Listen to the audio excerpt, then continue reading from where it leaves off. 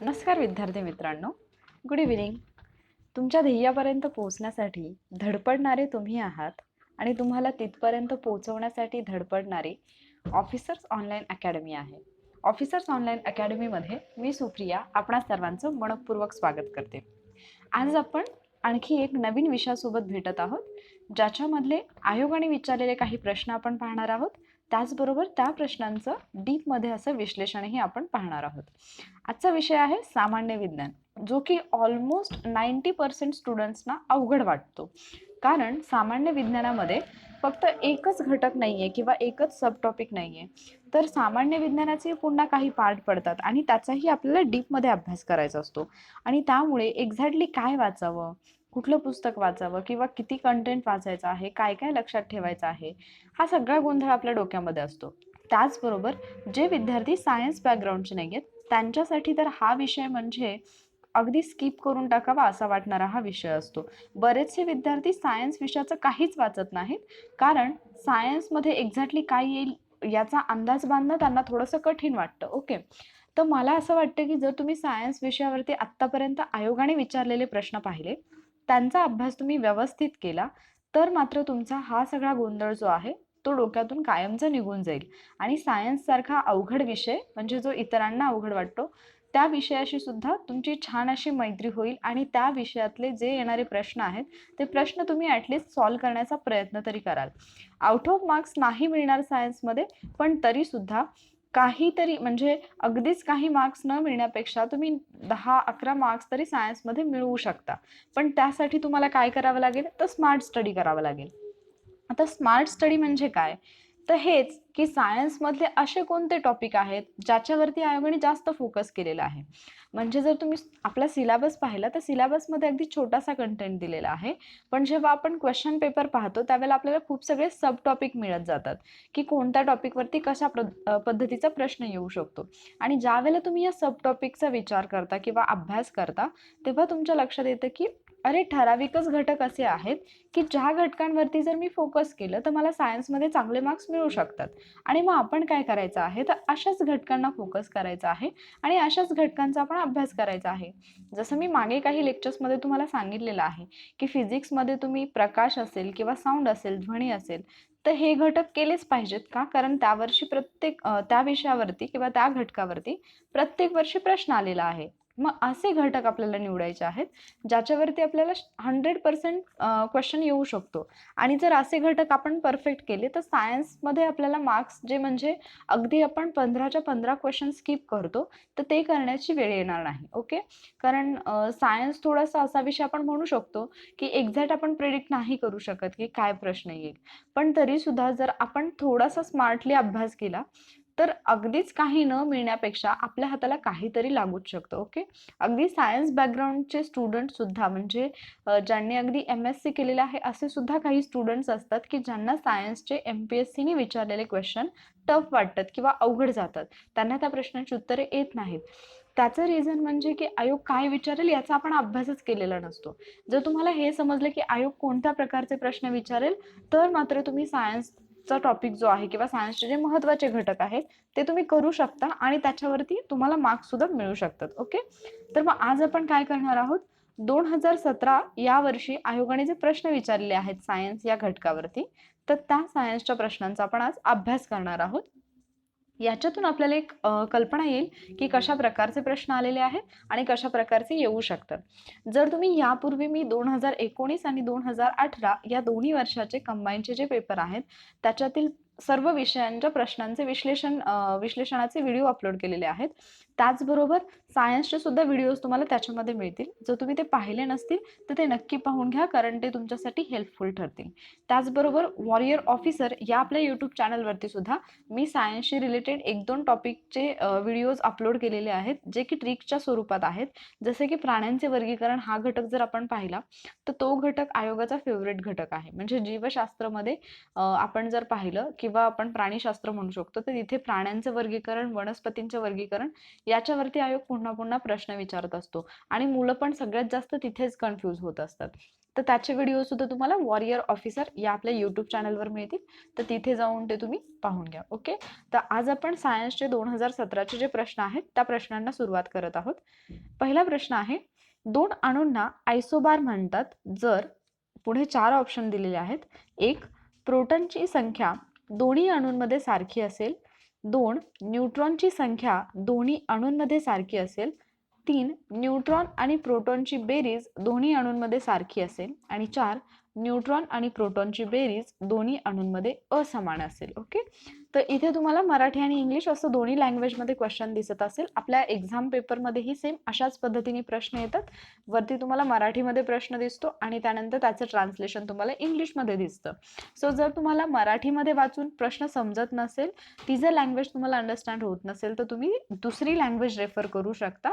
किंवा एखाद्या शब्दामध्ये कन्फ्युजन असेल, तुम्हाला त्या शब्दाचा एक्झॅक्टली अर्थ समजत नसेल, तर तो तुम्ही इंग्लिशमध्ये पाहू शकता. आणि जनरली सायन्सचे प्रश्न जे आहेत ते मोस्टली स्टुडंट इंग्लिशमधूनच प्रेफर करतात. त्याचं रिझन म्हणजे सायन्सचे जे मराठी वर्ड्स असतात ते थोडेसे किचकट असे वाटतात आणि समजायला थोडे अवघड वाटतात.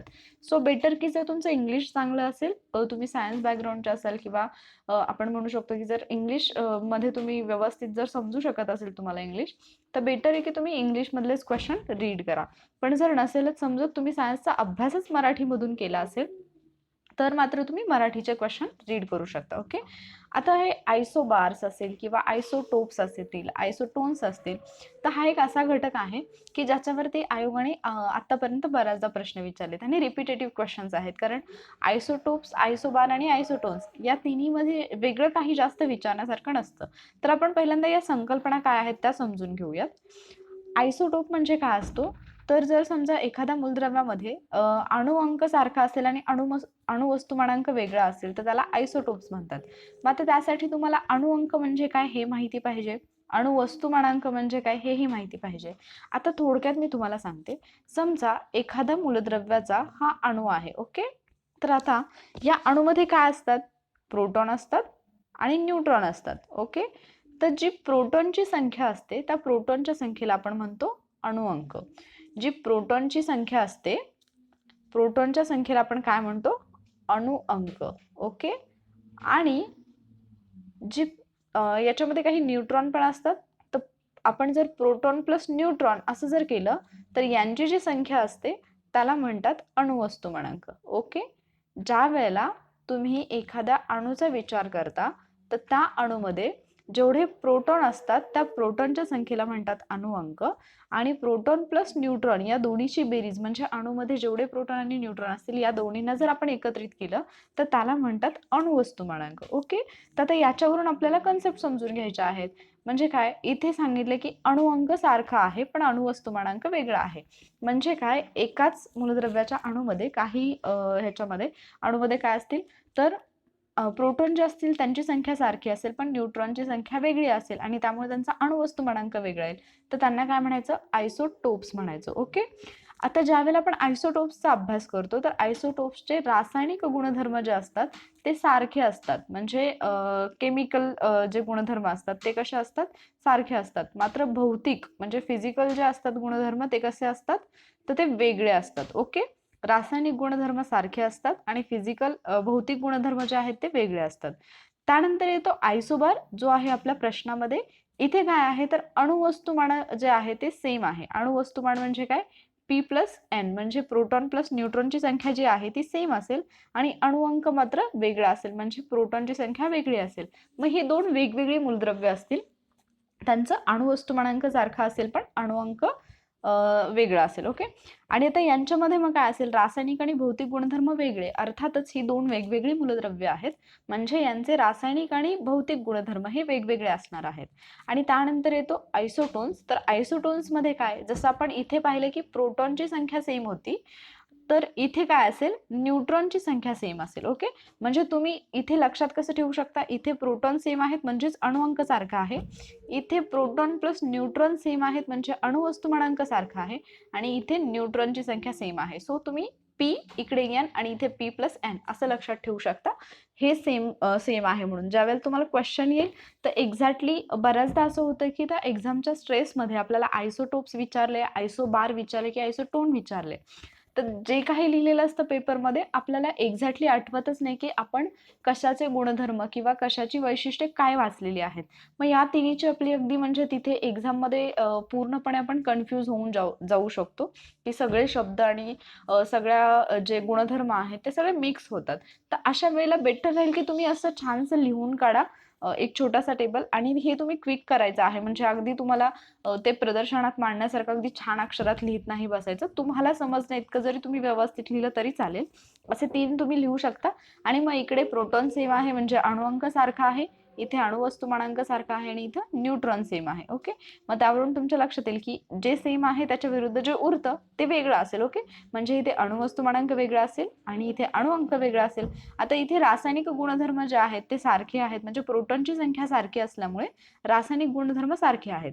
आयसोबार मध्ये रासायनिक आणि भौतिक दोन्ही गुणधर्म जे आहेत ते वेगळे वेगळे आहेत, आणि आयसोटोन्स मध्ये मात्र रासायनिक गुणधर्म वेगळे आहेत आणि भौतिक गुणधर्म सारखे आहेत. मग आता आपल्याला जे प्रश्नामध्ये विचारलेलं आहे ते काय आहे, तर दोन अणूंना आयसोबार्स म्हणतात जर काय असेल तिथे न्यूट्रॉन आणि प्रोटॉनची बेरीज दोन्ही अणूंमध्ये सारखी असेल. ओके, म्हणजे काय, अणु वस्तुमानांक जर सारखा असेल न्यूट्रॉन आणि प्रोटॉनची बेरीज तर त्यांना काय म्हटलं जातं, आयसोबार. आय होप हा प्रश्न तुम्हाला समजला असेल. आपण पुढचा प्रश्न पाहूयात. धातूंमधील विद्युत चालकता कमी ते जास्त या क्रमानुसार असते. आता इथे काही धातूंची नावं दिलेली आहेत आणि त्याच्यामधली विद्युत चालकता म्हणजे इलेक्ट्रिकल कंडक्टिव्हिटी ही कमी ते जास्त अशा म्हणजे इन्क्रीजिंग ऑर्डरमध्ये आपल्याला विचारलेली आहे, चढत्या क्रमामध्ये विचारलेली आहे. तर ती आपल्याला बरोबर ओळखायची आहे. आता इलेक्ट्रिकल कंडक्टिव्हिटी कदाचित तुम्ही वाचलेलं नसेल, पण रेझिस्टिव्हिटी म्हणजे रोधकता वाचलेली असेल. ओके, तर हे जे धातू आहेत तर या प्रश्नाचं अगोदर आपण बरोबर उत्तर पाहूया. या प्रश्नाचं बरोबर उत्तर आहे पर्याय क्रमांक 2 ॲल्युमिनियम, त्यानंतर कॉपर आणि त्यानंतर चांदी. ओके, तर आता इथे अगोदर आपण समजून घेऊयात काय असतं. इथे तुम्हाला इलेक्ट्रिकल कंडक्टिव्हिटीचे म्हणजे जो चढता क्रम आहे तो तुम्हाला दिसत असेल की कमी कुठे जास्त कुठे तो. ओके, तर सॉरी, चढता क्रम नाही, हा उतरता क्रम आहे.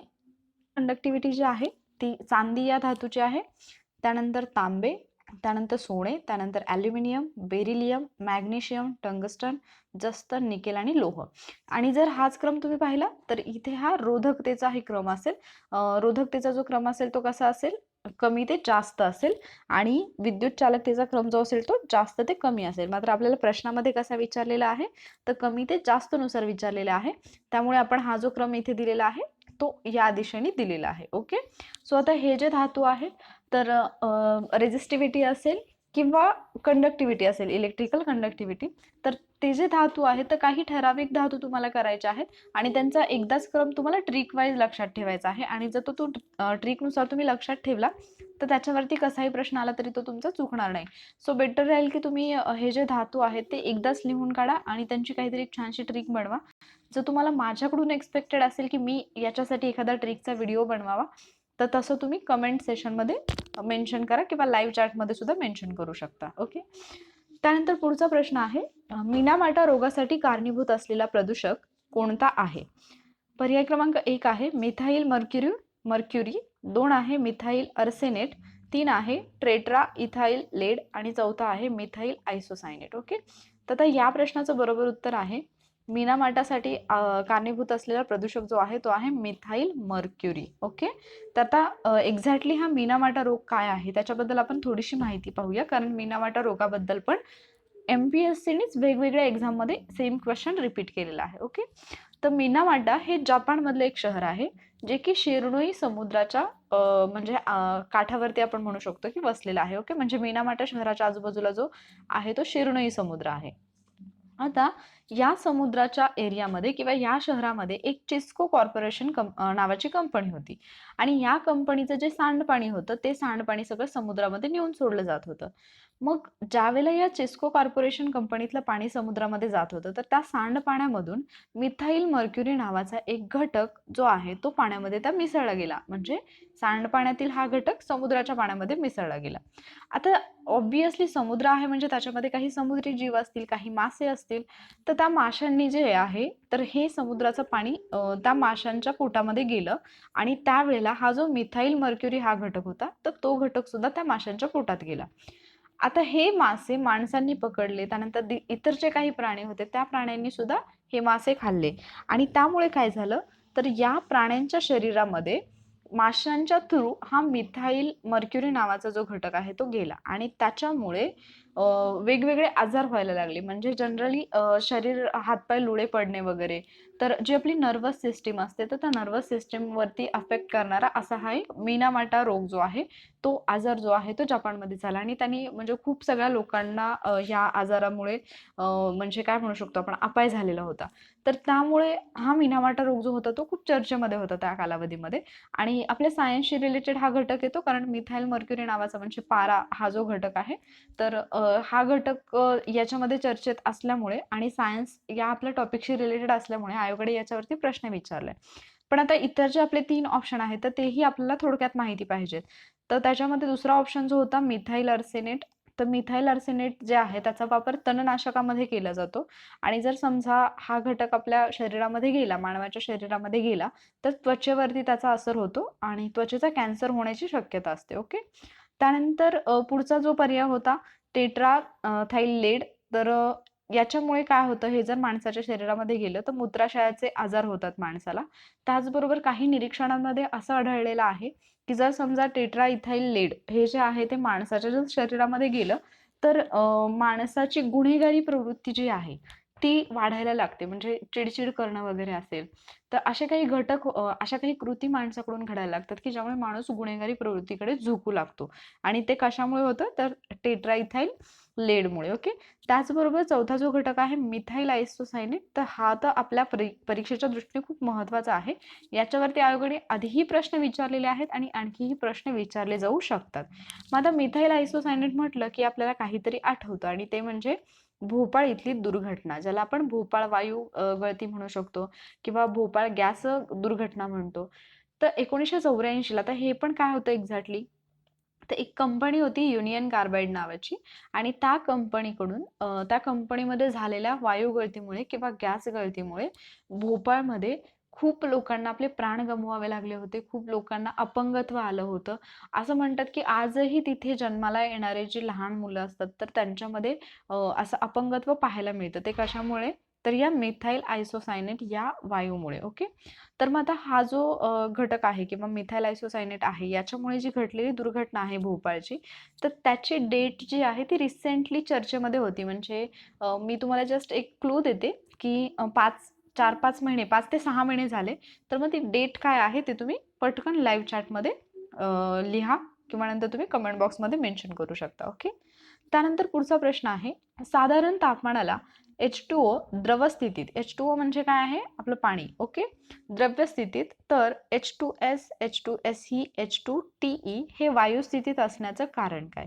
एक आहे ऑक्सिजनची उच्चतर विद्युत ऋणता, त्यानंतर हायड्रोजन बंध, त्यानंतर पाण्याच्या रेणूंची बहुवारिकता आणि 4 आहे उपरोक्त सभी म्हणजे वरीलपैकी सर्व. ओके. तर आता याचे जे कारण आहेत की पाणी जे असतं ते द्रव्य स्थितीत असतं, मात्र बाकीचे जे आहेत ते वायू स्थितीत असतात. तर त्याचं रिझन काय आहे, तर सगळ्याच गोष्टी ऑक्सिजनची उच्चतर विद्युत ऋणता. आता इथे तुम्हाला आढळेल की हे सगळे हायड्रोजन पासूनच बनलेली संयुग आहेत, मात्र इथे ऑक्सिजन आहे. ओके. तर मग ऑक्सिजनची उच्चतर विद्युत ऋणता असल्यामुळे ते द्रव स्थितीमध्ये आहे. हायड्रोजन बंध आणि पाण्याच्या रेणूची बहुवारिकता ही सर्व कारणं कशासाठी आहेत, तर H2O जे आहे ते द्रव स्थितीत असण्यासाठीची ही सगळी कारणं आहेत. ओके. त्यानंतर आपण पुढचा प्रश्न पाहूयात.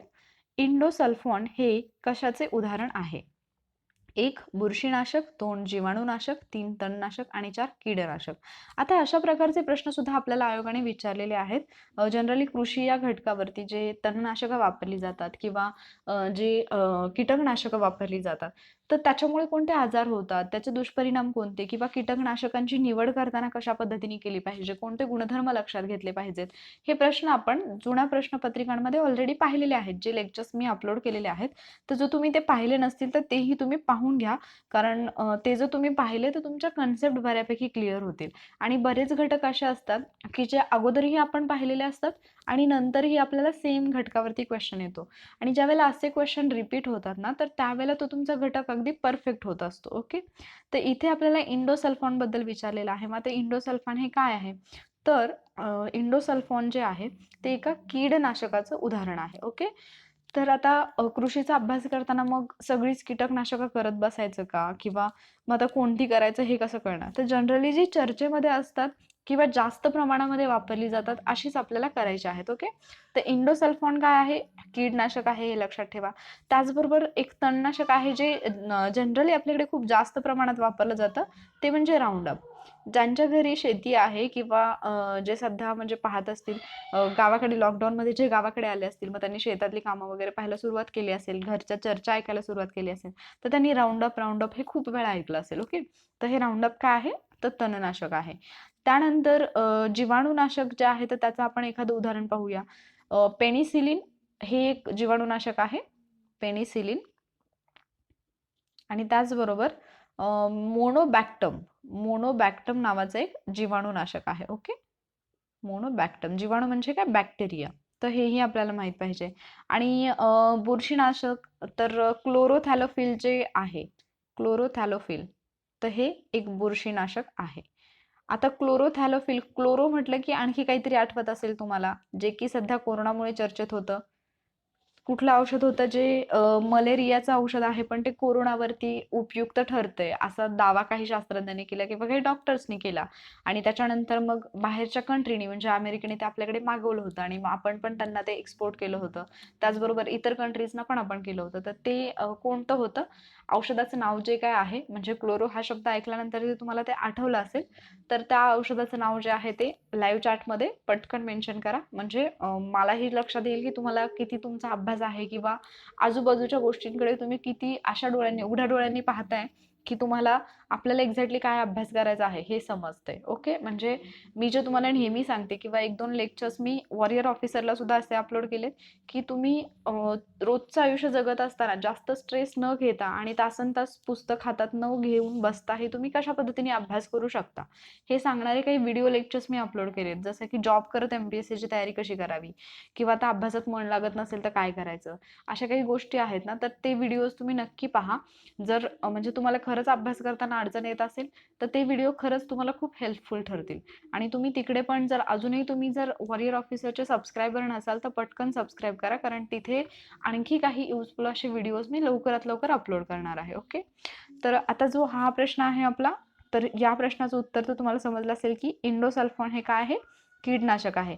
त्याचबरोबर जे अशा प्रकारचे प्रश्न आलेले आहेत तणनाशकांवरती किंवा कीटकनाशकांची निवड करताना कशी करावी, ते जुन्या व्हिडिओजमध्ये आहेत ऑफिसर्स ऑनलाईन अकॅडमीवरतीच. तर तिथे सुद्धा जाऊन ते प्लेलिस्टमधून व्हिडिओज पहा, कारण त्याच्यातून तुमचा सायन्सचा बराच पार्ट जो आहे तो कव्हर होणार आहे. ओके, त्यानंतर पुढचा प्रश्न आहे, या प्राणी वर्गातील सदस्य हे ॲनिलिडातील द्विलिंगी प्राणी होत. आता पुन्हा एकदा मी जस्ट थोड्या वेळापूर्वीच तुम्हाला म्हटलं की प्राण्यांचे वर्गीकरण आणि वनस्पतींचे वर्गीकरण हा असा टॉपिक आहे की जो आयोगाचा अतिशय फेवरेट आपण म्हणू शकतो. कारण बरेचसे विद्यार्थी जे सायन्सची तयारी करायला घेतात त्यांना असं सांगितलेलं असतं की प्राण्यांचे वर्गीकरण हा महत्त्वाचा घटक आहे, आणि मग ते स्टुडंट काय करतात, पहिल्यांदा प्राण्यांचे वर्गीकरण घेतात वाचायला, आणि मग त्याच्यामधले शब्द वाचले की ते समजतच नाही की हे काय आहे. म्हणजे ॲनिलिडा काय आहे, प्लॅटीहेल्मिंथस, निमॅटीहेल्मिंथस, सिलेंटराटा, निडारिया, हे असले सगळे शब्द वाचले आणि प्राण्यांची नावं वाचली की मग ते एवढे कन्फ्यूज व्हायला लागतात की मग त्यांना असं वाटतं की अरे हे म्हणजे सायन्स खूपच अवघड आहे, आणि मग ते सायन्सचा अभ्यासच सोडून देतात. तर जर तुम्हाला जर खरंच प्राण्यांचं वर्गीकरण टफ वाटत असेल तर मी प्लॅटीहेल्मिंथस या गटाचं जे वर्गीकरण आहे किंवा त्याची वैशिष्ट्ये आहेत ते सांगणारा एक व्हिडिओ मी वॉरियर ऑफिसरला अपलोड केलेला आहे, आणि तो खूप छान पद्धतीने ट्रिकच्या स्वरूपात आहे. एक छोटीशी स्टोरी आहे, त्या स्टोरीमध्ये तुम्ही सगळेच्या सगळे प्लॅटीहेल्मिंथसची वैशिष्ट्ये आणि त्याचबरोबर त्या गटातले जे प्राणी आहेत तर त्या प्राण्यांची नावं सुद्धा लक्षात ठेवू शकता. अशा प्रकारची ट्रिक तुम्हाला तिथे मिळेल. मग तो जर व्हिडिओ तुम्हाला आवडला तर त्याच व्हिडिओच्या खाली तुम्ही कमेंट सेशनमध्ये तुम्हाला बाकीचे जे उरलेले 9 गट आहेत प्राण्यांचे वर्गीकरणाचे वर्ग, तर त्याचं तुम्हाला एक्सप्लेनेशन हवं असेल तर तसं तुम्ही मेन्शन करा. मी त्याचे व्हिडिओ सुद्धा अपलोड करेन. ओके. तर आता हा जो प्रश्न आहे आपल्याला ॲनेलिडा मधले कुठले द्विलिंगी प्राणी आहेत, तर त्याचं बरोबर उत्तर आहे ऑलिगोकायटा आणि हिरुडीनिया. ओके. ऑलिगोकायटा आणि हिरुडीनिया. आता हे अतिशय डीपमध्ये जाऊन विचारलेलं एक्सप्लेनेशन आहे. तर ॲनेलिडा असेल किंवा इतर जे प्राण्यांचे संघ आहेत, प्राणी वर्ग आहेत, तर त्यांचा एक्सप्लेनेशनचे व्हिडिओज मी अपलोड करणार आहे. सो त्याचं डिटेल्ड असं एक्सप्लेनेशन आपण तिकडे पाहणार आहोत. आता तुम्ही फक्त एवढं लक्षात ठेवा की ॲनेलिडातील द्विलिंगी प्राणी कोणते आहेत, तर ऑलिगोकायटा आणि हिरुडीनिया. आता हे का असतं लक्षात ठेवायचं, कारण जर आपण ॲनेलिडा या संघांच्या बाबतीत थोडीशी माहिती पाहिली तर इथले जे प्राणी आहेत ते उभयलिंगी आहेत. ओके. आणि आता आपल्याला प्रश्नामध्ये जे विचारलेलं आहे ते कसे आहेत, द्विलिंगी आहेत. ओके. तर त्यामुळे जिथे एक्सेप्शन असेल तर तिथे आपल्याला प्रश्न हा बनतोच. तर ॲनेलिडा या संघालाच वलयांकित कृमी असं सुद्धा म्हटलं जातं. या गटातील प्राणी जे असतात ते त्रिस्तरी, लांबट आणि दंडाकृती असं त्यांचं शरीर असतं. लैंगिक प्रजननाचा जर आपण विचार केला तर याच्यातले प्राणी ही उभयलिंगी असतात. आणि काही उदाहरणं जर बघायचं म्हटलं तर गांडूळ आहे, लीच, त्याला जळू असं म्हणतात, लीच किंवा जळू. तर याच्यातला गांडूळ जो आहे ना, तर याच्यावरती आयोगाने विचारलेला आहे डिरेक्टली की गांडूळ हा कोणत्या गटात येतो. आणि हा प्रश्न आय थिंक 2 वेळा काहीतरी सेम रिपीट झालेला आहे. तर तुम्ही असे प्रश्न जे आहेत ना की जे रिपीट होऊ शकतात, असे प्रश्न सुद्धा तुम्हाला शोधता आले पाहिजेत आणि किंवा झालेले आहेत. आणि मग त्याच्या आजूबाजूचा जर तुम्ही सगळा अभ्यास केला तर मग येणाऱ्या पेपरमध्ये त्याचा तुम्हाला नक्कीच फायदा होऊ शकतो. त्यानंतर पुढचा प्रश्न आहे, टेलिओस्टी या सुपर ऑर्डरमधील कोणत्या प्राण्यांना सामान्यपणे उडणारे मासे असे म्हणतात. आता पुन्हा हा पण एक प्राणी जो आहे तो तुम्हाला याच्यावरतीच आढळेल, म्हणजे जे आपण प्राण्यांचं वर्गीकरण म्हणतो तर त्याच्यावरतीच तुम्हाला हा पण प्रश्न आढळेल. मग त्यामुळे तुम्हाला प्राण्यांचं वर्गीकरण हा घटक माहिती पाहिजे. त्यानंतर जे आपण प्राण्यांचं वर्गीकरण करतो मग त्याच्यामध्ये सगळ्यात पहिल्यांदा काय येतं, म्हणजे सृष्टी येते की परत म्हणजे संघ येतो, वर्ग येतं, हे तुम्हाला माहिती पाहिजे. तर याची सुद्धा खूप छान अशी ट्रिक जी आहे ती मी वॉरियर ऑफिसरवरती शेअर करणार आहे. जे स्टुडंट माझ्याकडे होते तर त्यांना तर अगदी म्हणजे अशा पद्धतीने ही तोंडपाठ झालेली ट्रिक होती की ते उठत बसत म्हणजे चालताना फिरताना सुद्धा ते ट्रिक गुणगुणत असायचे. तर अशा पद्धतीने तुम्हालाही जर अभ्यास करायचा असेल तर आणि तुम्ही इथे नवीन असाल तर तुम्ही पटकन वॉरियर ऑफिसरला पण सबस्क्राईब करा आणि ऑफिसर्स ऑनलाईन अकॅडमीला पण सबस्क्राईब करा, म्हणजे तुम्हाला बाकीचे व्हिडिओज पण पाहायला मिळतील. ओके. तर आता हे टेलिओस्टी या सुपर ऑर्डर मधले जे प्राणी आहेत, कोणते प्राणी की ज्यांना उडणारे मासे असं म्हटलं जातं, तर त्याचं उत्तर आहे पर्याय क्रमांक 2, एक्झोसिट्स. ओके. एक्झोसिट्स जे आहेत तर त्यांना उडणारे मासे म्हणून ओळखलं जातं. तर जर तुमच्याकडे वेळ असेल, नसेल तरी वेळ काढून हे नाव जे आहे ते तुम्ही गुगलवरती सर्च करा आणि इमेजेसमध्ये जा, तुम्हाला तिथे या उडणाऱ्या माशांची इमेज पाहायला मिळेल. ओके. आणि जर आपण इमेजच्या थ्रू जर लक्षात ठेवत असू तर ते जास्त कालावधीसाठी आपल्या लक्षात राहतं. त्यामुळे तुम्ही याची इमेज ही नक्की पहा तिथे जाऊन. ओके. त्याचबरोबर आता हे प्राणी वर्गीकरण जे आहे तर त्याचे डिटेल असे व्हिडिओ मी वॉरियर ऑफिसरला अपलोड करणार आहे, त्यामुळे मी इथे जास्त डिटेलमध्ये घेत नाहीये. सो तुम्ही ते व्हिडिओज नक्की पहा. सायन्सचा अभ्यास करताना काळजी घ्यायची म्हणजे असं होऊ शकतं सायन्समध्ये की खूप वास्ट असल्यामुळे आपल्याला एक्झॅक्टली समजत नाही की काय वाचायचं आहे आणि आपण खूप भरमसाठ असं काहीतरी वाचत बसतो आणि त्या गोंधळामध्ये आपल्या काहीच लक्षात राहत नाही. आणि तेच होऊ नये म्हणून सायन्सचा अभ्यास कसा करावा किंवा कोणते महत्त्वाचे टॉपिक आहेत याचा एक लवकरच व्हिडिओ मी ऑफिसर्स ऑनलाईन अकॅडमीवरती सुद्धा घेऊन येणार आहे, अपलोड करणार आहे. तर तो व्हिडिओ सुद्धा तुम्ही ज्यावेळेला मी अपलोड करेन त्यावेळेला नक्की पहा. ओके. आणि त्याचबरोबर तुम्ही आपले जे चॅनल आहेत यूट्यूबवरती वॉरियर ऑफिसर हा एक चॅनल आहे, त्याचबरोबर आत्ता जो तुम्ही पाहत आहात तो ऑफिसर्स ऑनलाईन अकॅडमी हा जो चॅनल आहे आपला, तर या दोन्ही चॅनलला तुम्ही काय करू शकता, सबस्क्राईब करा. आणि त्याचबरोबर वॉरियर ऑफिसर हा सुद्धा आपला एक यूट्यूब चॅनल आहे, त्या चॅनलला सुद्धा तुम्ही सबस्क्राईब करा, तिथे सुद्धा तुम्ही मला फॉलो करू शकता. हा माझा स्वतःचा चॅनल आहे तर तिथे तुम्हाला जास्तीत जास्त माझे व्हिडिओज मिळतील.